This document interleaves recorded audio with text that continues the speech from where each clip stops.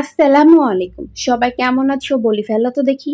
আমি বাপু সপ্তাহে ৭ দিনই বাসায় বসে থাকতে পারি না। ঠিক আছে? যেদিনই একদিন ছুটি পাই চলে যাই বাহিরে ঘুরতে। আর বাহিরে কেনই বা যাবো না? বাহিরে না গেলে কি মন ভালো লাগে নাকি? মাঝে মধ্যে তো একটু মনটাও শান্তি দেওয়ার দরকার, তাই না? সো আমি কিন্তু বেশি চিন্তা ভাবনা করি না। সপ্তাহে ১ দিন মন চাইলেই বাইরে বের হয়ে চলে যাই। সারাদিন বাচ্চাদের হাউ হাউ ক্যাও ক্যাও এগুলা নিয়ে কত ভালো লাগে। তা আমি আজকে কিন্তু বাপু চলেই আসছি। কিন্তু এখানে ঢুকতে গেলে আর ব্যাগ নিয়ে ঢুকতে দিবে না। কে রে ভাই, ব্যাগ নিয়ে ঢুকলে কি সমস্যা?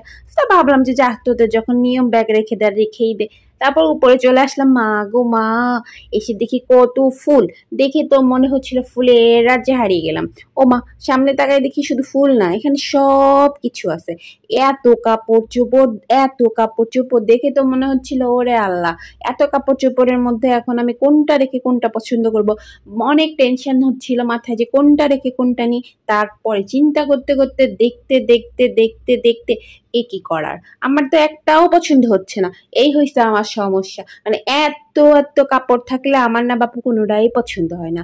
এ কি একটা ব্যাপার, হ্যাঁ? এত এত কাপড় একটা পছন্দ করে নে, কিন্তু না, আমি যত কালেকশন দেখবো আমার মাথা তত ঘুরাই। আমি যত কালেকশন দেখবো আমার মাথা তত ঘুরাই, আর আমি একটা কাপড়ও নিতে পারিনি।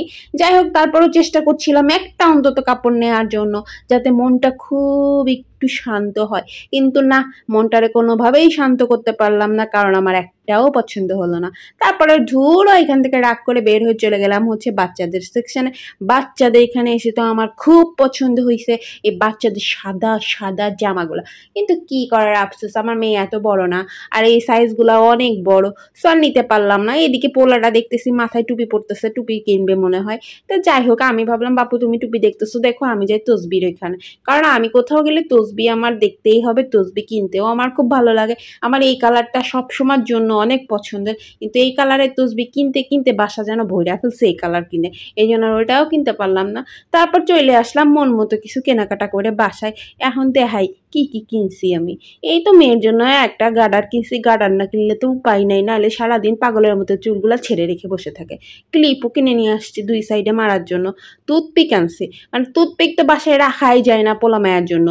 কি দাঁত খোঁচাবে, কি ওরা যে কি কি করে আল্লাহ জানে, টুথপিকই খুঁজে পায় না। নিয়ে আসছিলাম লেমন ফ্লেভারের বিস্কুট, যা খেতে আমার অনেক ভালো লাগে। তারপর নিয়ে আসছিলাম লাচ্চা সেমাই, আর আনছি পাস্তা।